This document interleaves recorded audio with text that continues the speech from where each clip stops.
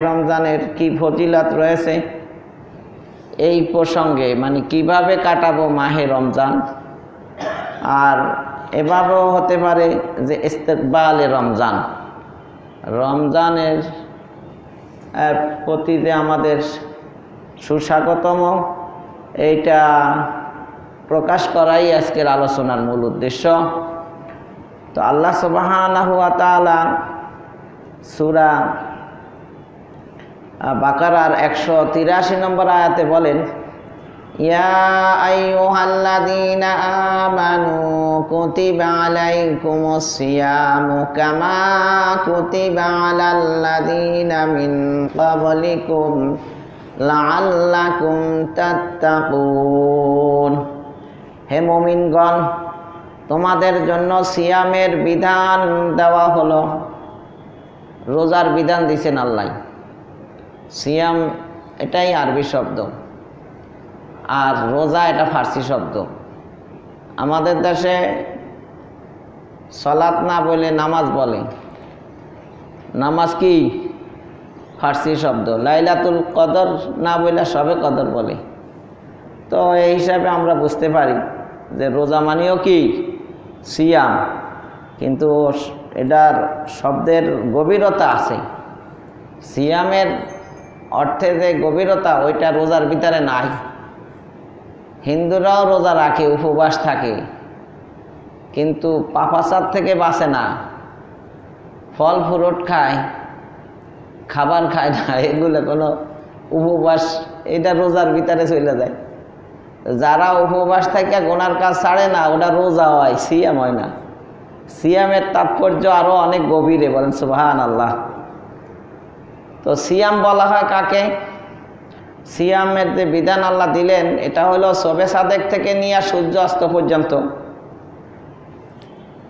পানাহার, কামাচার, পাপাচার থেকে বিরত থাকা পূর্ণাঙ্গ সিয়াম। মূল কাজ দুইটাই, হালাল খাবার এবং হালাল স্ত্রী থেকে দূরে থাকাটা। শবে সাদেক থেকে নিয়ে, মানে ভোরবেলা থেকে নিয়ে সন্ধ্যা পর্যন্ত বিরত থাকাটার নামই কি সিয়াম। হালাল খাবার থেকে, হারাম খাবার থেকে তো সব সময়ের জন্যই কি আল্লাহর নিষেধ।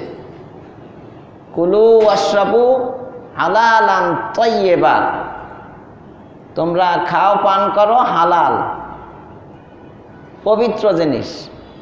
এটা তো শুধু রমজান মাসের জন্য না, সারা বছর সারা জীবনের জন্য হালাল খাইতে হবে।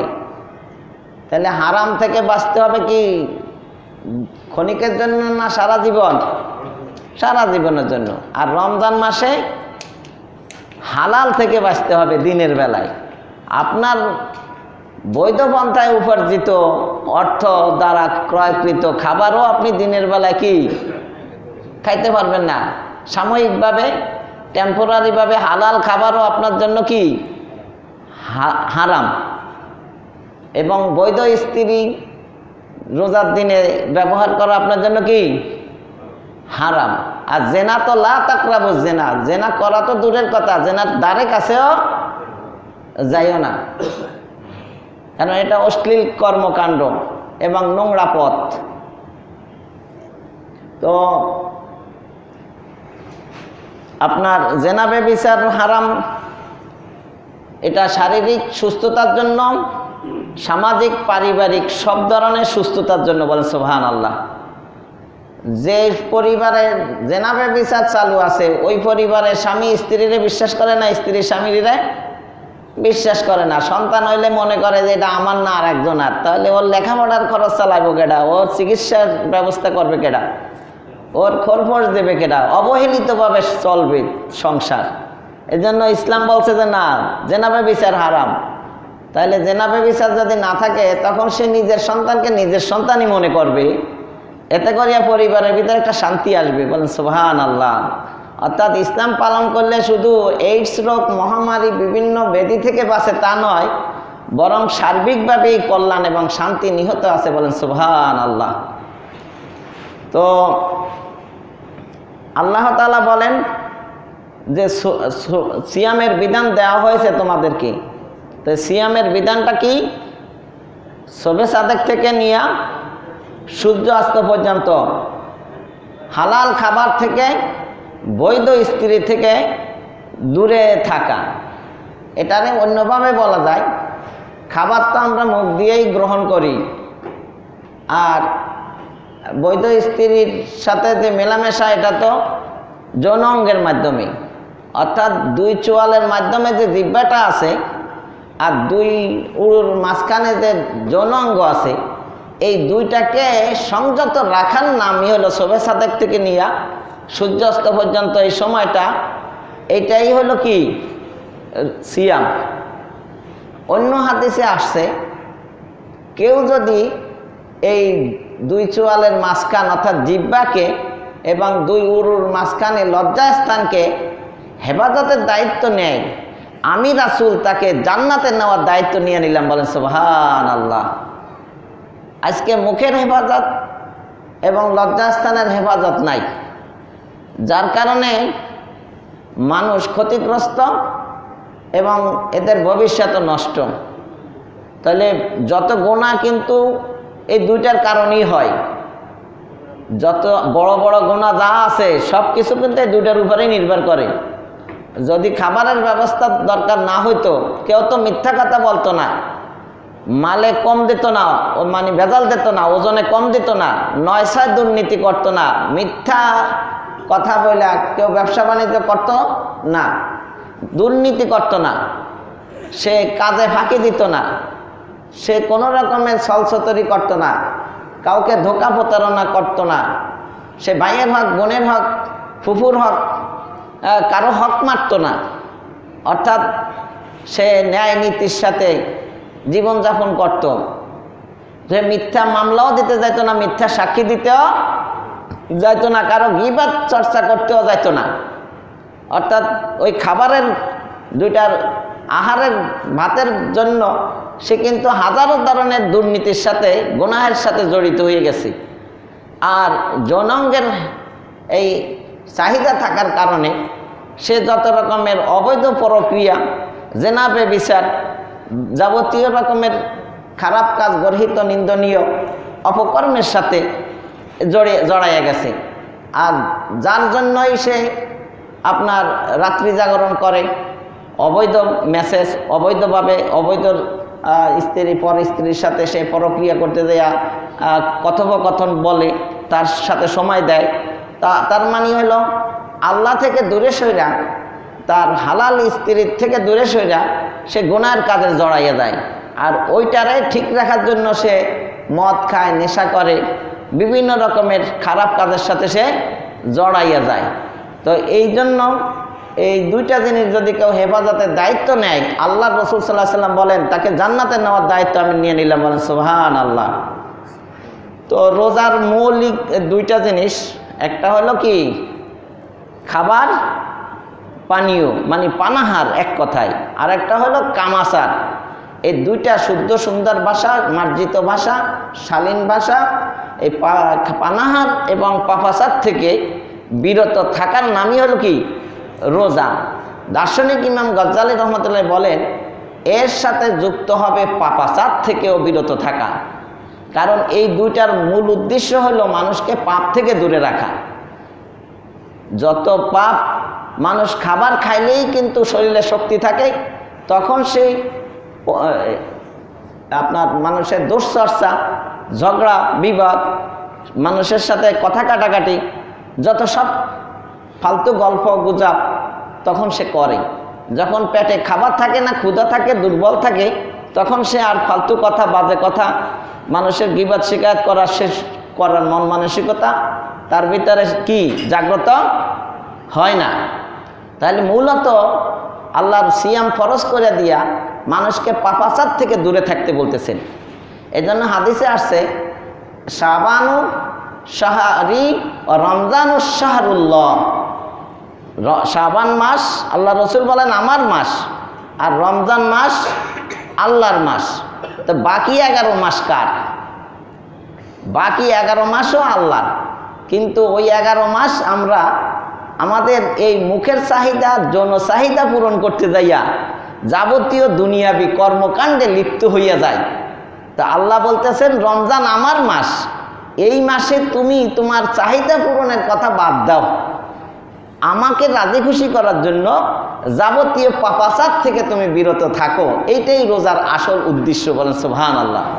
তা আল্লাহ বলেন ইয়া আইয়ুহাল্লাযীনা আমানু কুতিবা আলাইকুমুস সিয়ামু কামা কুতিবা আলাল্লাযীনা মিন ক্বাবলিকুম লাআল্লাকুম তাত্তাকুন। হে মুমিনগণ, তোমাদের জন্য সিয়ামের বিধান দেওয়া হলো, যেমন বিধান তোমাদের পূর্ববর্তীগণকে দেওয়া হয়েছিল, যাতে তোমরা মুত্তাকি হতে পারো। সিয়ামের দ্বারা আমরা কি হতে পারি? মুত্তাকি। তাহলে মুত্তাকি হওয়ার জন্যই আল্লাহ তাআলা সিয়াম ফরজ করছেন। মুত্তাকি কাকে বলে? যার ভিতরে তাকওয়া আছে সেই হলো মুত্তাকি। তাকওয়া মানে যার ভিতরে আল্লাহর ভয় আছে। আল্লাহর ভয় থাকলে কি হয়? সে কোনো পাপের কাজ করে না। এখন যারা বলে আমি আল্লাহরে ভয় করি না, তো কাকে ভয় করি, কিন্তু পাপের কাজ ছাড়ে না, তাহলে সে মূলত মন থেকে বলছে না, তার মুখ থেকে বলতেছে আমি আল্লাহকে ভয় করি। এটা একটা প্রতারণা। আসলে সে আল্লাহকে ভয় করে না। আল্লাহকে ভয় করলে সে নামাজ ছাড়তে পারে না, সে সিয়াম ছাড়তে পারে না, সে কোনো রকমের আল্লাহর নাফরমানি করতে পারে না। এজন্য একটা হলো আল্লাহর রহমতের আশা রাখা, আর একটা হলো আল্লাহর আযাব আর গজবের ভয় করা। যাদের ভিতরে আল্লাহর আযাব গজবের ভয় আছে সে পাপের কাজ করতে পারে না। যাদের ভিতরে আল্লাহর রহমতের আশা আছে সে নেকির কাজ ছাড়তে পারে না। যে নেকির কাজ ছাড়ে না, পাপের কাজ করে না, সেই হলো মুত্তাকি। বলেন সুবহানাল্লাহ। তাহলে এই মুত্তাকি বানানোর জন্য এই সিয়াম আসছে। তাই সিয়াম এর মাধ্যমে আমরা মুত্তাকি হব, ফরেজগার তাকওয়াবান, আল্লাহ ভীতি অর্জন করব, ধার্মিকতা অবলম্বন করব এই রোজার মাধ্যমে। তো একজন ধার্মিক ব্যক্তি কখন ধার্মিক হতে পারে? সে যদি তার অন্তরের বা বাহ্যিক গুণাগুলা বিসর্জন দেয় এবং প্রকাশ্য গুণাগুলা বিসর্জন দেয়, তাহলেই সে একজন ধার্মিক হয়ে যায়। আমরা শুধু বাহ্যিক গুণাগুলা কি দেখি? চুরি করা, ডাকাতি করা, হত্যা করা, লুণ্ঠন করা, মানুষের সমালোচনা করা, গীবাত করা, পরনিন্দা করা, মিথ্যা কথা বলা, গালি দেওয়া, যত রকমের প্রকাশ্য যে গুণাগুলো আছে, জেনা ব্যভিচার করা, মদ খাওয়া, নেশা করা, সুদ খাওয়া, ঘুষ খাওয়া, পর্দা লঙ্ঘন করা, এগুলা প্রকাশ্য গুণা। আল্লাহ পবিত্র কোরআনে সূরা আনামের ভিতরে বলেন ওয়াযারু যাহিরাল ইসমি ওয়া বাতিনাহু, তোমরা প্রকাশ্য গুনাহ এবং গোপন গুনাহ সব ধরনের গুনাহগুলি ছেড়ে দাও। কি খালি প্রকাশ্য গুনাহ না সব ধরনের গুনাহ? তাহলে আভ্যন্তরীণ গুনাহগুলো কি? আভ্যন্তরীণ গুনাহ পরশ্রীকাতরতা, হিংসা করা, বিদ্বেষ, তারপরে অহংকার করা, লোভ লালসা, মানুষকে ঠকানোর প্রবণতা, অন্তরের ভিতরে যত রকমের কালিমা আছে এগুলা থেকে পবিত্র হওয়া, অর্থাৎ আত্মশুদ্ধি যেটাকে বলা হয়। এই আত্মশুদ্ধি অর্জন না করতে পারলে আল্লাহ তাআলার নৈকট্য অর্জন হয় না। তাই 11টা মাস আমরা জাহিরি গুনাহ, বাতিনি গুনাহ করে আমরা আমাদের অন্তরাত্মাকে অপবিত্র, কলুষিত করে ফেলছি। এই সিয়াম সাধনার মাধ্যমে, যথাযথ সিয়াম সাধনার মাধ্যমে, যাবতীয় গুনাহ বর্জনের মাধ্যমে আমরা আত্মাকে পবিত্র করে তুলব এবং আল্লাহর খুবই নৈকট্য অর্জন করব। আর এই জাতীয় কাজগুলা করতে পারলে অবশ্যই তার জন্য জান্নাত উন্মুক্ত থাকবে। বলেন সুবহানাল্লাহ। এজন্য হাদিসে আসছে রোজা আসলে, রমজান আসলে জান্নাতের দরজা খুলে দেওয়া হয়, জাহান্নামের দরজা বন্ধ করে দেওয়া হয়। বলেন সুবহানাল্লাহ। কারণ রমজান আসলে জান্নাতের দরজা কেন খুলে দেয়? কারণ সব মানুষ পাপ মুক্ত জীবনযাপন করে, তো জান্নাতের দরজা আটকাইয়ে রাখবে কেন? আর যারা পাপ করে না তাদের জন্য জাহান্নামের দরজা খোলা রাখবে কেন? এই জন্য জাহান্নামের দরজা বন্ধ করে দেয়। তার মানে জনসাধারণ রমজানের আসলে গুনাহ ছেড়ে দেয়। বলেন সুবহানাল্লাহ। তাহলে রমজানের মাধ্যমে আল্লাহর নৈকট্য অর্জন করাই আসল উদ্দেশ্য। তাকওয়াবান হওয়া, ধার্মিকতা অর্জন করাটাই আসল উদ্দেশ্য। উপবাস থাকা আসল উদ্দেশ্য নয়। আসল উদ্দেশ্য কি? ধার্মিকতা। তো কিভাবে হয়? এইভাবেই হয় যে হালাল রিজিক আল্লাহ হালাল করেছে, তারপরেও আল্লাহর আদেশ পালন করতে যাইয়া দিনের বেলায় সে হালাল রিজিক বর্জন করতেছে। যে হালাল রিজিক একটা মাস আল্লাহর আদেশে বর্জন করলো, সে তো কখনো ঘুষের টাকা, সুদের টাকা, সে মানুষের হক মেরে কখনো সে খাবে না। তাহলে সে গুনাহ বর্জন করার একটা প্রশিক্ষণ এই মাসে নিল। বলেন সুবহানাল্লাহ। যে নিজের বৈধ স্ত্রী থেকেই সে দিনের বেলায় আল্লাহর হুকুম পালন করে দূরে রইল, তো সে তো বাকি 11 মাস সে পরক্রিয়া করবে না, জেনা ব্যভিচারের ধারে কাছেও যাবে না। কারণ সে হালাল বৈধ স্ত্রীর থেকে দূরে থাকার প্রশিক্ষণ নিয়ে একটা মাসই আল্লাহর হুকুম পালনের মাধ্যমে সে একটা প্রশিক্ষণ নিয়ে বাকি 11 মাস সে জেনা ব্যভিচার থেকে বাঁচতে পারবে। যার কারণে সে কি আপনার আত্মার ফুত পবিত্রতা এবং তাকওয়া অর্জন করতে কি পারবে। এখন যাদের অন্তরে কালিমা আছে, অন্তর বেদী আছে, যারা গুনাহ করার প্রবণতা আছে, যারা মানুষ ঠকায়, যারা রমজানের আগেও যেমন, রমজান শেষ হইলেও তেমন, তাহলে এরা তো তাকওয়াবান হইতে পারবে না, এরা তাকওয়াবান হইতে পারবে না। জিবরাইল আলাইহিস সালাম সকল ফেরেশতাদের সরদার, মুহাম্মদ রাসূলুল্লাহ সাল্লাল্লাহু আলাইহি সাল্লাম সাইয়্যিদুল আম্বিয়া, সকল নবী রাসূলগণের সরদার জিবরাইল আমিন বদদোয়া করলেন যে রমজান পাইয়া গুনাহ মাফ করাইতে পারল না, তা সে অপমানিত হোক, লাঞ্ছিত হোক, ঘৃণিত হোক। মুহাম্মদ রাসূলুল্লাহ সাল্লাল্লাহু আলাইহি সাল্লাম আমিন বললেন। তার মানে রমজান মাস পেয়ে যদি নিজের আত্মশুদ্ধি অর্জন করতে না পারে, এর মতন পোড়া কপাল আর কেউ জগতে হতে পারে না। এই মাসের শুরুতে আল্লাহ রসুল বলেন, আউয়ালুহু রাহমাতুন ওয়া আওসাতুহু মাগফিরাতুন ওয়া আখিরুহু ইতকুম মিনান নার। এই মাসের প্রথম দিকে হলো আল্লাহর রহমত, মাঝামাঝি হলো আল্লাহর মাগফিরাত, শেষের দিকে হলো কি না জাহান্নাম থেকে মুক্তি, নাজাত। এই হাদিসের ব্যাখ্যায় মুহাদ্দিসিন কিরাম বলেন যে আল্লাহর রহমত রমজানের প্রথম 10 দিন, তাই বাকি 11 মাস কি আল্লাহর রহমত ছিল না? তো অবশ্যই ছিল। তো এই কথার কি অর্থ হতে পারে? এই কথার অর্থ হইল, মানুষ কিছু পাপী লোক আছে যারা পাপ বর্জন করে নাই 11 মাস। এই রমজান মাস আসার পরে পাপ বর্জনের প্র্যাকটিস করিয়া প্রথম 10 দিনই সে পরিপূর্ণ পাপ বর্জন করে ফেললো। আল্লাহ রসুল বলেন আল্লাহ রহমত করে তার গুনাহগুলা মাফ করে দিল। বলেন সুবহানাল্লাহ। আর কিছু লোক আছে যারা আরো বেশি গভীর পাপের প্রতি আসক্ত, তারা আরো 10 দিন 20টা রোজা অতিবাহিত হওয়ার পরে সে সব গুনাহ থেকে মুক্ত হলো, পাপ বর্জন করলো। আল্লাহ তাকে দয়া করে তাকে ক্ষমা করে দিলেন। বলেন সুবহানাল্লাহ। আরো বেশি যদি পাপী হয়, পাপের প্রতি সে দিন রাত লিপ্ত থাকে, এরকম যদি কঠিন পাপীও হয়, আর রমজানের 30টা দিনের শেষের দিকে যাইও যদি সে গুনাহ বর্জনের অভ্যস্ত হয়ে পড়ে, অভ্যাস করে, গুনাহ বর্জন করতে পারে, আল্লাহ রসুল বলেন রহমত করিয়া ক্ষমা করিয়া আল্লাহ তাকে জাহান্নাম থেকে মুক্তি দিয়ে দেন। বলেন সুবহানাল্লাহ। তাহলে বুঝতে পারছেন, রমজান মাস আসছে, আমাদেরকে সাবান দিয়া যেমন কাপড় পরিষ্কার করি আমরা, ঠিক আমাদের গুনাহ মুক্তির জন্য এই রমজান মাস। বলেন সুবহানাল্লাহ। তো আল্লাহ তাআলা বলেন, এটা সূরা বাকারার 185 নম্বর আয়াত, শাহরু রমাদান আল্লাযী উনজিলা ফীহিল কুরআন হুদাল লিন-নাসি ওয়া বায়্যিনাতিম মিনাল হুদা ওয়াল ফুরকান ফামান শাহিদা মিনকুমুশ শাহরা ফালিয়াসুমহু। রমজান মাস যাতে মানুষের দিশারি এবং সৎ পথের স্পষ্ট নিদর্শন ও সত্যের পার্থক্যকারী রূপে কোরআন অবতীর্ণ হয়েছে। বলেন সুবহানাল্লাহ। এই কোরআন অবতীর্ণ করার জন্য আল্লাহ নির্ধারণ করেছেন 12টি মাসের ভিতরে কোন মাস? রমজান মাস। এই জন্য রমজান মাসের সাথে কোরআনের সম্পর্ক, কোরআনের সাথে রমজানের সম্পর্ক, রমজানের সাথে কোরআনের সম্পর্ক। এই জন্য অন্য মাসে জিবরাইল আলাইহিস সালাম আসেন, মুহাম্মদ রাসূলুল্লাহ সাল্লাল্লাহু আলাইহি সাল্লামের কাছে ওহী নিয়া তিনি শোনেন, আর রমজান মাসে মুহাম্মদ সাল্লাল্লাহু আলাইহি সাল্লাম কোরআন তেলাওয়াত করিয়া জিবরাইলকে শুনান। বলেন সুবহানাল্লাহ। এই জন্য এই মাস কোরআন তেলাওয়াতের মাস। অন্য মাসের তুলনায় বেশি বেশি কোরআন তেলাওয়াত করতে হবে কোন মাসে? কারণ এটা কোরআন অবতীর্ণের মাস, কোরআনের মাস। কিসের মাস? কোরআনের মাস। এই কোরআনের সাথে যার সম্পর্ক থাকবে তার আধ্যাত্মিকতা বেড়ে যাবে। যার সাথে কোরআনের সম্পর্ক তার সাথে আল্লাহর সাথে সম্পর্ক হয়ে যাবে।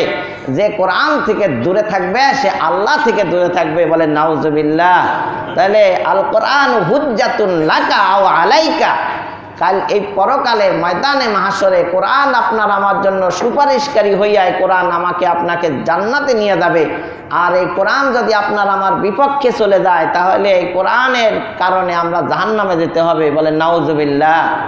এই জন্য সিস্তে কোরআন আয়ে কালামে হকশানাস রোনামায়ে রব্বে নাসামদ বানাস। কোরআনের মাধ্যমে আল্লাহর পরিচয় পাওয়া যায়, বলেন সুবহানাল্লাহ। তাহলে এই কোরআনের কারণেই কিন্তু প্রত্যেকটা লোকের মর্যাদা বৃদ্ধি পায়, বলেন সুবহানাল্লাহ। ওই কওম মুআজ্জাজ হুই আমেলে কোরআনে হোকর, তুম জলিল খারে হুই তারেকে কোরআন হোকর। সাহাবায়ে কেরাম রিজওয়ানুল্লাহ আলাইহিম আজমাইন, এদের মর্যাদা কেন? তারা এই কোরআন ধারণ বাহন করে কোরআনের সাথে সম্পর্ক গড়ে তারা সম্মানিত হয়েছে। আজ আমরা কথিত, ঘৃণিত, লাঞ্ছিত, অপমানিত, বিশ্বের ধিক্কার আমাদের উপরে কেন? আমরা কোরআন বিসর্জন দেওয়ার কারণে, আর কিছু নয়। সালমানে ফার্সি রাদিয়াল্লাহু তাআলা আনহুকে জিজ্ঞাসা করা হলো তার বাবা মায়ের পরিচয়। তিনি বললেন নাহনু কওমুন, না এটা সালমানে ফার্সি বলেন নাই, তিনি বলছেন আনা সালমান ইবনুল ইসলাম, আমি ইসলামের পুত্র সালমান। ইসলাম আমার পরিচয়, ইসলামই আমার গর্ব, ইসলামই আমার অহংকার। অর্থাৎ আমার বাপদাদার পরিচয় দিয়ে লাভ নাই, আমি একজন মুসলমান, আমি ইসলামের পুত্র সালমান, বলেন সুবহানাল্লাহ। ওমরে ফারুক রাদিয়াল্লাহু তাআলা বলেন নাহনু কওমুন আযযানাল্লাহুল ইসলাম, আমরা এমন এক জাতি, মুসলমান জাতি, আমাদের ইজ্জত সম্মান নির্ভর করে এই ইসলামের উপরে। ইসলাম পালন করলেই আমাদের ইজ্জত, ইসলাম বিসর্জন দিলেই আমাদের অপমান, লজ্জা এবং ধিক্কার। আজকে আমরা হয়তো বুঝতেছি না, সময় মতো ঠিকই টের পেয়ে যাব। ইসলামের কারণেই আজকে আমরা আল্লাহর কাছে প্রিয় হতে পারবো। ইসলাম বিসর্জন দিলে আল্লাহর কাছে, আল্লাহর রসুলের কাছে আমরা কখনোই সম্মানিত হতে পারবো না। তাহলে আমাদের সম্মান কিসের ভিতরে? আমেরিকা লন্ডনের সাথে সম্পর্ক রাখলে, বিল ক্লিন্টন, তারপরে ওই যে ডোনাল্ড ট্রাম্প, মোদি, অমক তমকের সাথে সম্পর্ক রাখলে মানে ইজ্জত পাওয়া যাবে না? আল্লাহর সাথে সম্পর্ক রাখতে হবে। এই আল্লাহর সাথে সম্পর্ক করার মাসটাই হলো কি? রমজান মাস। কোরআন আমাদের রুহের সাথে, আত্মার সাথে সম্পর্ক, বলেন সুবহানাল্লাহ। কারণ রুহ যেখান থেকে আসছে, কোরআনও সেখান থেকে আসছে।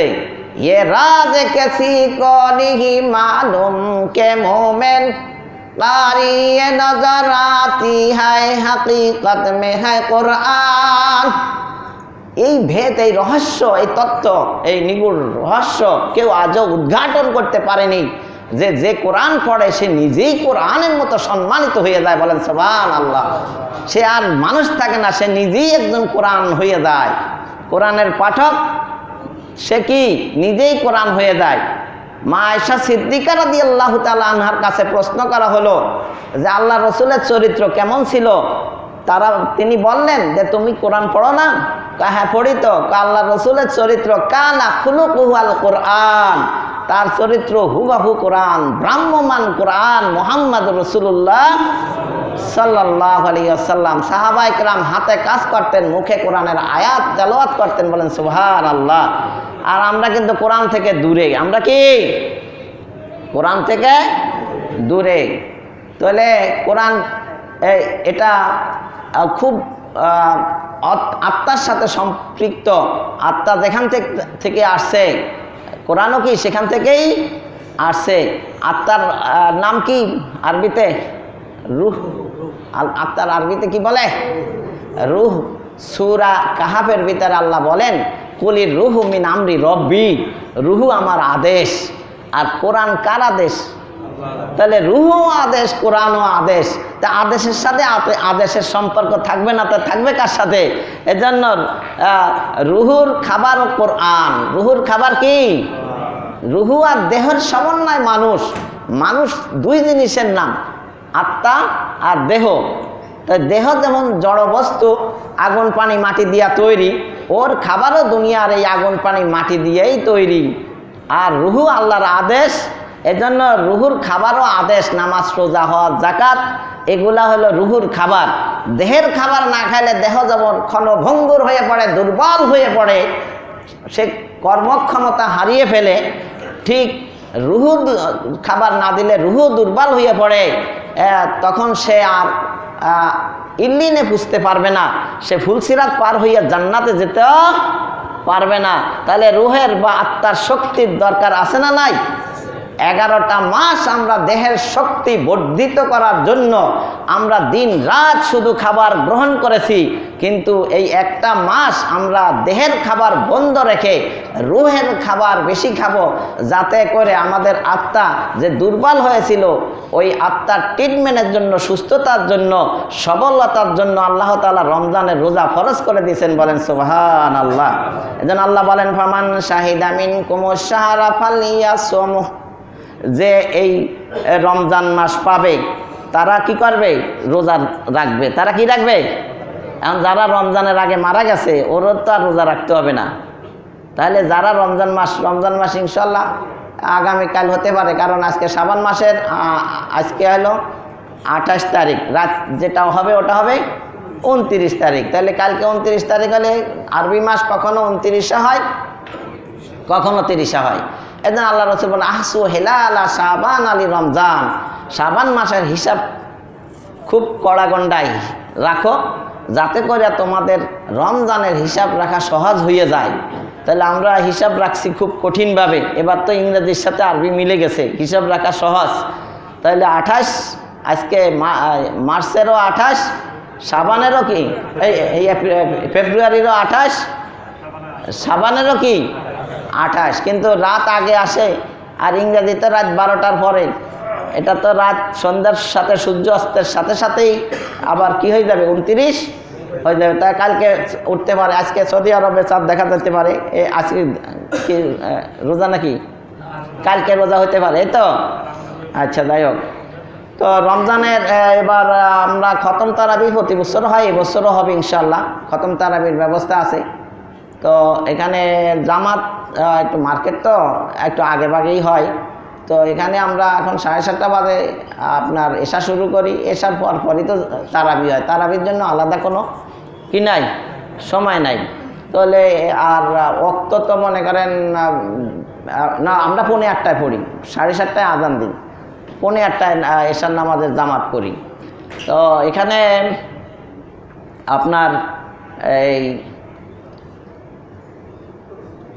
7:20-এর ভিতরে ওয়াক্ত হয়ে যায়। তো সেই হিসাবে রোজার প্রায় 15 তারিখ পর্যন্ত এই টাইম টাইমটা নেওয়া যাবে, পরে হয়তো চিন্তা ভাবনা করা যাবে। তো অর্থাৎ এইভাবে থাকবে। তো আপনারা আসবেন, সকলকে দাওয়াত দেওয়া হলো।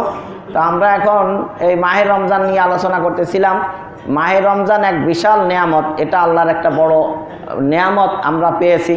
আর একদিন এই মাস পাওয়ার জন্য আল্লাহ রসুল 2 মাস আগের থেকে আল্লাহর কাছে দোয়া করতেন, আল্লাহুম্মা বারিক লানা ফি রজবা ওয়া শাবান ওয়া বাল্লিগনা রমজান। আল্লাহ তাআলা যাদেরকে অনুগ্রহ করেন তারাই এই রমজান মাসের মর্যাদা, মর্তবা, মহত্ব উপলব্ধি করতে পারেন। সবার পক্ষে সম্ভব নয়। আল্লাহ যাদের প্রতি অনুগ্রহ করেন তারাই এই রমজানের গুরুত্ব বুঝতে পারেন। আল্লাহ রাসূল ভালো করেই বুঝতেন রমজান মাস কত দরকার আমাদের। কারণ পরকাল ঠেকবে কিসের কারণে? পাপের কারণে। আর পাপ মোচনের মক্ষম সময়টাই হলো রমজান মাস। বলেন সুবহানাল্লাহ। তাহলে রমজান মাস দরকার আছে না নাই? তাহলে আখেরাতে দরকার হলো টাকা পয়সা নাকি নেকি? দুনিয়াতে টাকা পয়সা না হলে যেমন সমস্যা হয়, আখেরাতে নেকি না হলেও কি? তো ওখানে 2টা পদ্ধতি, হয়তো আপনার নেকি থাকতে হবে বেশি, না হলে গোনা মোটেই থাকা যাবে না। গোনার চাইতে নেকি বেশি থাকতে হবে, নচেত গোনা থাকাই যাবে না। তাহলে রমজান মাস বেশি বেশি নেকি অর্জন করার একটা সুযোগ, আবার গোনা মাফেরও একটা সুযোগ, দুই দিক দিয়ে লাভ। গোনাও নিচ্ছিন্ন করা যায়, আবার নেকিও বেশি বেশি অর্জন করা যায়। বলেন সুবহানাল্লাহ। তো এখানে একটা কথা মানে প্রশ্ন জাগে যে আল্লাহ রসুল 2 মাস আগেই বললেন, আল্লাহ আমার হায়াতকে বর্ধিত করে রমজান পর্যন্ত পৌঁছাইয়া দাও, তাহলে বয়স দীর্ঘ মানে আপনার হোক, দীর্ঘজীবী হোক, এই মর্মে দোয়া হাদিস দ্বারাই প্রমাণিত। বলেন সুবহানাল্লাহ। কোন কামে জীবন বাড়াইতে চান? আকাম কুকাম করার জন্য না নেকির কাজ করার জন্য? আপনি কি জন্য বেঁচে থাকতে চান? আল্লাহ তাআলার গোলামি করবেন। আল্লাহ এই পৃথিবীতে গোলাম হিসাবে পাঠাইছেন। যার যত বেশি ইবাদত হবে, গোলামি হবে, সে আল্লাহর কাছে তত বেশি প্রিয় হবে, জান্নাতে তার পদমর্যাদা তত বেশি হবে। এই জন্য আল্লাহকে বলতে হবে, আল্লাহ আমাকে দীর্ঘ আয়ু করো, যাতে আমি বেশি বেশি করে নেকির কাজ করতে পারি। মানুষ ঠকামো, মানুষের ক্ষতি কর্ম, বেশি বেশি টাকা অর্জন কর্ম, এই জন্য বেশি দিন বেঁচে থাকতে চাই, এইটা নাকি বেশি নেকি কাজ করা? তাহলে বয়স বৃদ্ধির প্রার্থনা, আল্লাহ সন্তুষ্টির উদ্দেশ্যে নিজের দীর্ঘায়ু বা দীর্ঘ জীবন কামনা করা, এটা দোষণীয় নয়, বরং হাদিস দ্বারাই প্রমাণিত। রমজানের অপেক্ষা কেন থাকতেন আল্লাহ রসুল? আল্লাহ তাআলা এই মাসটিকে নিজের মাস বলেছেন সেজন্য। কারণ অন্য মাসে আপনি যা করেন তা শুধু নিজের জন্যই করেন, আর রমজান মাসে যা করেন আল্লাহর রাজি খুশির জন্যই করেন। কিন্তু এটা বাংলাদেশের জন্য আবার ঠিক না। বাংলাদেশের মানুষ রমজান মাস পাইয়া যে পরিমাণ টাকা কামায়, তা বাকি 11 মাসে ধারে কাছেও যাইতে পারে না। তাহলে বোঝা গেল এরা রমজান মাসটাও নিজের মাস বানায় রাখছে, এটারে আর আল্লাহর মাস বানায় নাই। কিন্তু হওয়ার কথা ছিল 11 মাস যেহেতু আমি আমার কাজ করছি, বাকি এই রমজান মাসটা আল্লাহর কাজ করি, অর্থাৎ অবসর আগের থেকেই নিয়ে নিই, কাজ কমাইয়া দিই। রমজান মাসে সময় বের করি, বেশি বেশি করে জিকির করা, কোরআন তেলাওয়াত করা, ইস্তেগফার করা, দুরূদ শরীফ পড়া, সালাত সিয়াম পালন করা, এর জন্য আমি একটু সময় বাইর করি। এইটাই হলো কি রমজান মাস, অর্থাৎ আল্লাহর কাজের জন্য এই রমজান মাস, এটাই হলো আল্লাহর মাস। রমজান হলো আল্লাহর মাস, মানে আল্লাহকে রাজি খুশি করার জন্য বেশি বেশি ইবাদত করার মাসটা হলো কোন মাস? নাকি বেশি বেশি টাকা উপার্জন করার মাস? কোনটা? এটাও হয়, কিন্তু দোনোটাই করতে আসি আর কি। যাই হোক, যেসব লোক 11 মাস পর্যন্ত ধন সম্পদের নেশায় ডুবেছিল, আল্লাহ তাদেরকে এই মাসটি আল্লাহর নৈকট্য লাভের জন্য দিয়েছেন। বলেন সুবহানাল্লাহ। মাহে রমজানের করণীয়, আল্লাহ তাআলা এই মাস দিয়েছেন যেন আমাদের জীবন নামক মেশিন, যাতে এর মাধ্যমে, এই রমজানের মাধ্যমে বা সিয়াম সাধনার মাধ্যমে আমরা ময়লা আবর্জনা দূর করতে পারি, ফ্রেশ হইতে পারি, আত্মশুদ্ধি অর্জন করতে পারি, পবিত্র হতে পারি। এই জন্য আল্লাহ রমজান মাস দিয়েছেন। বলেন সুবহানাল্লাহ। কারণ আমাদের বেঁচে থাকা উদ্দেশ্য হলো আল্লাহর গোলামি করা। আল্লাহর কি? আল্লাহ বলেন, ওমা খালাকতুল জিন্না ওয়াল ইনসা ইল্লা লিয়াবুদুন। মানব সৃষ্টির উদ্দেশ্যই হলো আল্লাহর ইবাদত বন্দেগী করা। জিন জাতি আর মানব জাতিকে আল্লাহ সৃষ্টি করেছেন একমাত্র আল্লাহর গোলামি করার লক্ষ্যে। বলেন সুবহানাল্লাহ। তো ইবাদত করার জন্য কি ফেরেশতা ছিল না? তো আবার মানুষ বানানোর দরকার কি? এই প্রশ্নের উত্তর হলো ফেরেশতাদের ইবাদতের ধরন আর মানুষের ইবাদতের ধরন এক নয়। এজন্য আল্লাহ বলেন, ইন্নী আলামু মা লা তা'লামুন, আমি যা জানি তোমরা তা জানো না। কারণ তোমরা তো গুনাহ করার মন মানসিকতাও নাই, দরকারও নাই, পেটও নাই ফেরেশতার, যৌনাঙ্গও নাই। ওরা তো আর প্রেম প্রীতি করার দরকার নাই, পরক্রিয়া করার দরকার নাই। অন্ধ যদি বলে আমি কোনো পর নারীর দিকে তাকাই না, এতে কি কোনো ফাউকিয়াত বা বিশেষত্ব আছে? ও তো চোখেই দেখে না, ও তাকায় না, এ কথা বললে বা কি না বললে বা কি? ফেরেশতা যদি বলে আমি রোজা রাখছি, ওর তো ক্ষুধাই নাই, পেটই নাই, ওর রোজার কি মানে হতে পারে? এজন্য আল্লাহ বলে, আমি এমন এক জাতি সৃষ্টি করব যাদের যৌন চাহিদাও দিব, পেটের ক্ষুধার চাহিদাও দিব, এরপরে আমি তাদের উপরে রোজা ফরজ করে দিব। দিনের বেলায় হালাল স্ত্রী, বৈধ স্ত্রীর থেকেও সে শোবে সাদেক থেকে সন্ধ্যা পর্যন্ত বিরত থাকবে কি থাকবে না এটা আমি দেখব। এটা করতে পারলে সে একটা ইবাদত করলো। আর সে বৈধ খাবার থেকেও দূরে থাকলো কি থাকলো না এটা দেখব। যদি সে করলো সে আমার একটা ইবাদত করলো।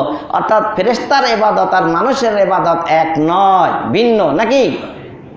তাহলে এই জন্য মানুষ যদি এই অবৈধ চাহিদা, শাহওয়াত, তার প্রবৃত্তিকে দমন করিয়া আল্লাহর ইবাদত বন্দেগী করে, গুনাহ বিসর্জন দেয়, সে ফেরেশতাদের চাইতেও সম্মানিত হয়ে যায়। বলেন সুবহানাল্লাহ।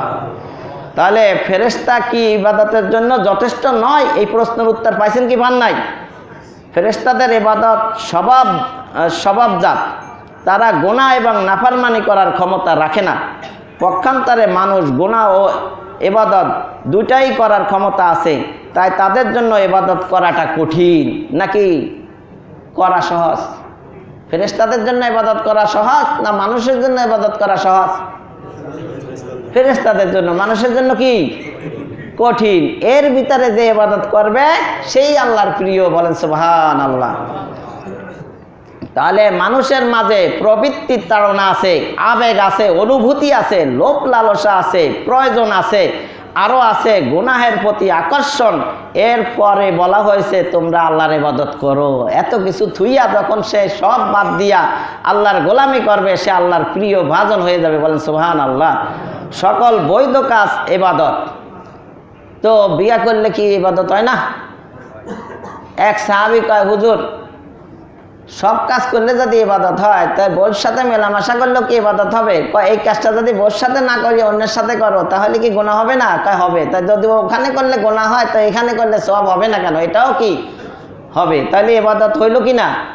তাহলে এখন একটা প্রশ্ন আসলো যে হুজুর ইবাদত তো শুধু নামাজ রোজা না, যা করব সবই কি ইবাদত। তা আমরা তো দিন রাতে ইবাদতই করতে আসি, কিন্তু ইন্নামাল আমালু বিন্নিয়াত, সকল বৈধ কাজ ইবাদত। মানুষ নিজ প্রয়োজনে যে কাজ কর্ম করে তাও যদি আল্লাহর নাম নিয়ে করে তাও ইবাদতের অন্তর্ভুক্ত। বলেন সুবহানাল্লাহ। খানার শুরুতে বিসমিল্লাহ বললে, খানার শেষে আলহামদুলিল্লাহ বললে, আত্তাইমুস শাকির কাসাইমুস সাবির। আল্লাহ রাসূল সাল্লাল্লাহু আলাইহি সাল্লাম বলেন, পেট ভরে খাবার খেয়ে শুকরিয়া আদায় করলো সে যেন ধৈর্য ধারণ করে রোজা রাখার মতো সওয়াব পায়। বলেন সুবহানাল্লাহ। এইভাবে মনে করেন ঘুমাইলো, আল্লাহুম্মা বিসমিকা আমুতু ওয়া আহিয়া, ঘুম থেকে উঠে আলহামদুলিল্লাহিল্লাযী আহিয়ানা বা'দা মা মাতানা ওয়া ইলাইহিন নুশুর। সারা রাত ঘুমাইলো, সে আল্লাহর ইবাদত করলো। বলেন সুবহানাল্লাহ। আত-তাজিরু সাদুকুল আমিন মান নবিয়্যিন ওয়াস সিদ্দিকিন ওয়াস শুহাদা। তিরমিজি শরীফের হাদিস, সত্যবাদী ব্যবসায়ী কাল ময়দানে মাহশরে নবীদের সাথে, সিদ্দিকদের সাথে, শহীদদের সাথে থাকবে। তাহলে সে ব্যবসা করলো না ইবাদত করলো? ইবাদত করলো। তারপরে আপনার আল্লাহুম্মা ইন্নী আউযু বিকা মিনাল খুবুসি ওয়াল খাবায়েস বলে টয়লেটে গেল। তার শৌচ কাজ সম্পন্ন করে যখন সে বের হলো, গুফরানাকা আলহামদুলিল্লাহিল্লাযী আযহাবা আনিল আযা ওয়া আফানি, তার টয়লেট করাটাও কি হয়ে গেল? ইবাদত হয়ে গেল। তাহলে ইবাদত এখন দুই ভাগে বিভক্ত। ইবাদত কয় প্রকার? একটা ডাইরেক্ট বা সরাসরি ইবাদত, আর একটা ইনডাইরেক্ট বা পরোক্ষ ইবাদত। সরাসরি ইবাদত হলো নামাজ, রোজা, হজ, যাকাত, সাদকা, কোরবানি, রোজা, জিকির, তেলাওয়াত। এগুলোর উদ্দেশ্য হলো আল্লাহর সন্তুষ্টি ব্যতীত আর কিছু নয়। কেউ কি রোজা রাখে অন্য কামে না আল্লাহকে রাজি করার জন্য? নামাজ পড়ায় কার জন্য? এগুলা সরাসরি ইবাদত। আর পরোক্ষ ইবাদত হলো সহি নিয়াতের বরকতে যে ইবাদত করা হয়। এবং ইয়া আইয়ুহাল্লাযীনা আমানু আতিউল্লাহ ওয়া আতিউর রাসূল ওয়া লা তুবতিলু আমালাকুম। সূরা মুহাম্মাদের ভিতরে আল্লাহ বলেন, হে ঈমানদারগণ, তোমরা আল্লাহর আনুগত্য করো এবং রাসূলের আনুগত্য করো, তোমাদের আমল নষ্ট করো না।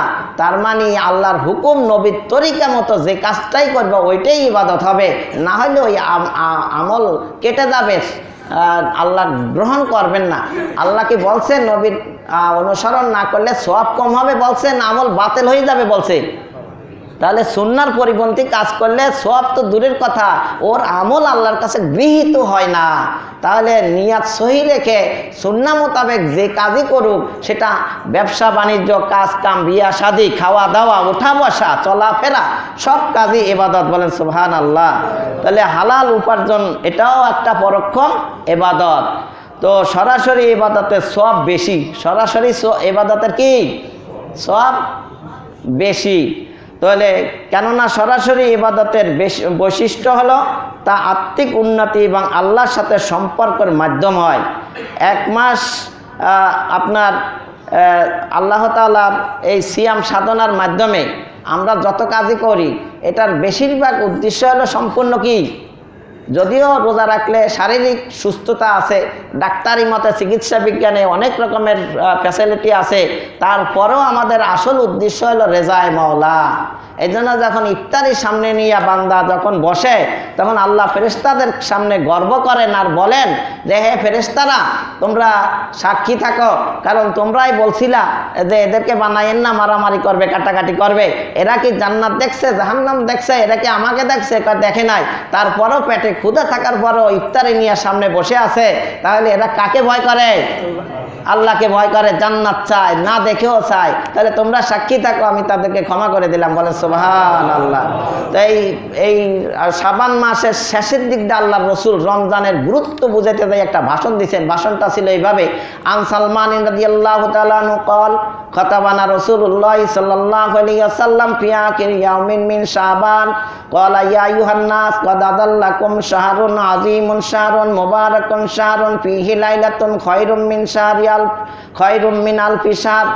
হাজার মাসের চাইতে শ্রেয় লাইলাতুল কদর নামে একটি রজনী আছে কি নাই? জাআলাল্লাহু সিয়ামাহু ফরিদাতান, এই মাসের রোজা ফরজ করে দিয়েছেন। এই মাসের রোজা কি নফল না ফরজ? ওয়া কিয়ামাল লাইলিহি তাতাওয়া, এই মাসের তারাবির নামাজটা সুন্নাত। তারাবির নামাজটা কি? অনেকে আছে তারাবির নামাজকে কিয়ামুল লাইল মনে করে, তাহাজ্জুদ মনে করে। মা আয়েশা সিদ্দিকা রাদিয়াল্লাহু তাআলা আনহার হাদিস, আল্লাহর রাসূল এশার পরে সারা বছর তিনি 11 রাকাত পড়তেন, 8 রাকাত তাহাজ্জুদ আর 3 রাকাত কি বিতির। তো কয় রাকাত হইল? বিতির নামাজের 1 রাকাতে সূরা আলা পড়তেন, আর 1 রাকাতে সূরা কাফিরুন পড়তেন, আর 1 রাকাতে সূরা ইখলাস পড়তেন। তাহলে বিতির নামাজ 1 রাকাত হইল। কয় রাকাত হইল? তাহলে বিতির নামাজ 3 রাকাত, তাহাজ্জুদ নামাজ আল্লাহ রাসূল কয় রাকাত পড়তেন? আর এক হাদিসে আসছে আল্লাহ রাসূল রমজান মাসে বিতির সহ এশার নামাজের পরে 23 রাকাত পড়তেন। তাহলে বিতির নামাজ যদি 3 রাকাত হয় আর 23 রাকাত থেকে 3 বাদ দেন, তাহলে তারাবির নামাজ কয় রাকাত হয়? তারাবির নামাজ কি সারা বছর পড়তেন না রমজান মাসে পড়তেন? আর তাহাজ্জুদ নামাজ সারা বছরের হাদিস রমজান মাসে লাগাইয়েন না, রমজান মাসের হাদিস সারা বছর তালগোল পাকাইয়া বুখারী শরীফের উদ্ধৃতি দিয়া বিভ্রান্ত হইয়েন না। ইমাম শাফি, ইমাম মালিকি, ইমাম হাম্বলি, ইমাম আবু হানিফা রহমতুল্লাহ, 4 ইমামের মত তারাবির নামাজ 20 রাকাত। কয় রাকাত? যারা বলে 8 রাকাত, আমি বলি 20-এর ভিতরে 8 আছে না নাই? তাহলে আমরা যদি 20 রাকাত পড়ি, 8 রাকাতের হাদিস পালন হবে কি হবে না? আর যারা 8 রাকাত পড়ে বাড়ি চলে গেলেন, তারা কি 20 রাকাতের হাদিস জীবনে পালন করতে পারলেন? তাহলে এই ভুল ধারণা করি আখেরাত পরকাল নষ্ট করেন না। সব ইমামগণ হাদিস পড়ছে, বুখারী শরীফ আপনার একা জানা না, মুহাদ্দিসিনে কিরাম হাদিস পড়ায়, তারা বুখারী শরীফ ভালো করিয়াই বোঝে। আপনি বুঝতে পারেন নাই, আপনি তাহাজ্জুদের হাদিস লাগাই দিয়েছেন কোন জায়গা? তারাবির ভিতরে মান তাকাররাবা ফিহি বি খাসলাতিন মিনাল খায়রি কানা কামান আদ্দা ফরিদাতান ফিমা সাওয়া। রমজান মাসে যদি একটা ফরজ আদায় করেন, অন্য মাসে 70টা ফরজের সমান সওয়াব পাওয়া যাবে। বলেন সুবহানাল্লাহ। ওমান এটা না, মান তাকাররাবা ফিহি বি খাসলাতিন মিনাল খায়রি, কেউ যদি একটা নফল আদায় করে, কানা কামান আদ্দা ফরিদাতান ফিমা সাওয়া, অন্য মাসে একটা ফরজের সমান তুল্য সওয়াব। সুবহানাল্লাহ। আর ওমান আদ্দা ফরিদাতান ফিহি কানা কামান আদ্দা 70 ফরিদাতান ফিমা সাওয়া, যদি রমজান মাসে একটা ফরজ আদায় করে, অন্য মাসে 70টা ফরজের সমান সওয়াব। বলেন সুবহানাল্লাহ। ওয়া হুয়া শাহরুস সাবরি ওয়াস সাবরু সাওয়াবুল জান্নাহ, এটা ধৈর্য ধারণের মাস। 13 ঘন্টা রোজা, কয় ঘন্টা? আস্তে আস্তে বাড়বে একটু করিয়া, কিন্তু যেদিন শুরু করবেন 6টা 2-এ ইফতারের টাইম কত? 6টা 2। আর আমাদের এখানে 20 মিনিট টাইম দিই আপনাদের সবাইকে, ইফতারি করি এখানে আসবেন, তাহলে 6টা 2 এর সাথে 20 মিনিট যোগ করেন, 6টা 22-এ জামাত হবে। তো এই 13 ঘন্টা হয়ে যায় 6টা 2 থেকে। আর ইফতারির শেষ টাইম কত? 5টা 4 মনে হয় নাকি? আচ্ছা, ওয়াহুয়া শাহরুস সাবরি ওয়া সাবরু সাওয়াবুল জান্নাহ, এটা ধৈর্যের মাস। ধৈর্য, আল্লাহর ইবাদত করতে কষ্ট আছে না নাই? 8 রাকাত পড়িয়া যে আপনি বাড়ি যান আর আমরা যে 20 রাকাত পড়ি, আপনাদের সাথে কষ্ট আমরা কম করলাম? তাহলে কষ্ট করাই তো সবর। তাহলে বেশ সবরের মাস, তাহলে 8 রাকাত পড়ার মাস না 20 রাকাত পড়ার মাস? কারণ কষ্ট করতে হবে তো। যেমন যতটুক নামবেন ততটুক বেচবে, যেমন গুড় তেমন মিষ্টি নাকি? অল্প দিলে অল্প, বেশি দিলে তা আপনি কাম করবেন কম, সওয়াব নেবেন বেশি, এটা কি সম্ভব? তাহলে এটা ধৈর্যের মাস, গুনাহ বর্জনের মাস। নতুন বিয়ে করছে রমজান মাস, দিনের বেলায় নতুন বর থেকেও দূরে থাকতে হয়। ধৈর্য কি অল্প না অনেক বেশি? যার পেটে খাবার আছে, সব কিছু আছে, তারপরও পেটের ক্ষুধা, কিন্তু আল্লাহর দিক তাকাইয়া সে রোজা রাখছে, সে পানি কুলকুচি করে, সব কিছু করে, কিন্তু এর গলতকরণ করে না। কার ভয়তে? তাহলে সে সবর করতে আছে। তাহলে এটার বিনিময়ে আল্লাহ জান্নাত দিবেন, বলেন সুবহানাল্লাহ। ওয়া শাহরুল মুআসাত, এটা পারস্পরিক সমবেদনা সহমর্মিতা প্রকাশের মাস। ওয়া শাহরুন ইউজাদু ফীহি রিজকুল মুমিন, মুমিনদের জন্য রিজিক বৃদ্ধি করা হয়, বলেন সুবহানাল্লাহ। মান ফাত্তারা ফীহি সায়মান কানা লাহু মাগফিরাতান লিযুনুবিহি ওয়া ইয়াকুর রাকাবাতি মিনান নার, যে কেউ এই রমজান মাসে অন্য কোন রোজাদারকে ইফতারি করাবে, আল্লাহ তার গুনাহ মাফ করে দিবেন, তাকে জাহান্নাম থেকে মুক্তি দিবেন, তাকে একটা রোজার সমপরিমাণ সওয়াব দিবেন। কয় রকমের সওয়াব পাইলেন ইফতারি করাইয়া? 3 রকমের। গুনাহ মাফ হয়ে গেল, জাহান্নাম থেকে মুক্তি পাইলেন, আবার নিজের রোজার সওয়াব তো পাইলেন, আর একটা এক্সট্রা রোজার সওয়াব পাবেন। নাকি যে বেটারে খাওয়াইছেন হে সওয়াব নিয়ে দেবেন? তারটা তার কাছেই থাকবে, আল্লাহর পক্ষ থেকে দিবে, বলেন সুবহানাল্লাহ। ওয়া কানা লাহু মিসলা, এটা বলা হলো কুলনা ইয়া রাসূলুল্লাহ লাইসা কুল্লুনা নাজিদু মা নুফাত্তিরু বিহি সায়েম, ইয়া আল্লাহ, হে আল্লাহর রসুল, আমাদের পক্ষে তো অনেকের পেট ভরাইয়া তৃপ্তি সহকারে রোজার খাবার দেওয়া দিতে পারি না, তাহলে এখন কিভাবে আমরা তাকে ইফতারি করাই? তার মানে সাহাবারা বুঝলেন রোজাদারকে ইফতারি করা মানে তাদেরকে তৃপ্ত সহকারে ইফতারি করা বেশি। ফাকালা রাসূলুল্লাহ সাল্লাল্লাহু আলাইহি সাল্লাম ইউতিল্লাহু হাযা সাওয়াবা মান ফাত্তারা সায়মান আলা মাযকাতি লাবানিন ওয়া তামরাতিন ওয়া শারবাতিন মিম্মা, কেউ যদি সামান্য একটু দুধ বা একটা খেজুর বা একটু পানি দিয়ে ইফতারি করা, এই সওয়াব পাবে, বলেন সুবহানাল্লাহ।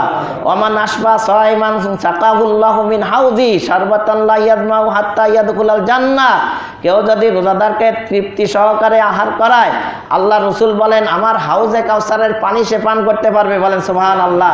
জান্নাতে যাওয়ার আগ পর্যন্ত তার পিপাসা লাগবে না। ওয়াহুয়া শাহরুন, এটা বলা হয়েছে ওমান খাফফাফা আন মামলুকি ফিহি গফারাল্লাহু লাহু আতাকাহু মিনান নার, কেউ যদি কর্মচারীর বোঝা হালকা করে দেয়, আগের মাসে যে কয়জন কর্মচারী রাখতেন, রমজানের উপলক্ষে আরো 2-1 বাড়াইয়া দেন, কাজ একটু হালকা হোক, আপনার নিয়ত সহি রাখেন। আবার মনে করেন না বেচা কেন বেশি, কর্মচারীও বেশি, তো কাম কমলো কই? তাহলে তো হইল না।